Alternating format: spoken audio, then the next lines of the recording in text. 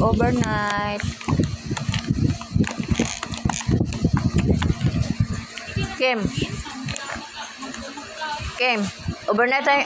Magdamag tayo, di ba? Wala nang kanin. Walang kanin sa kantin. Nagkarang lang nga ako ng noodles para mamaya.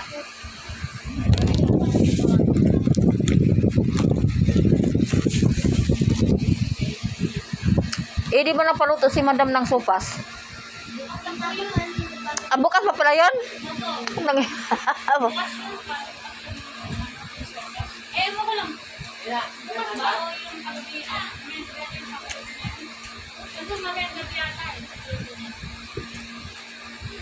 Wala nang kanin dun.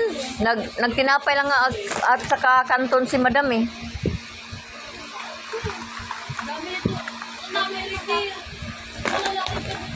Makawi tayo bukas ng hapon.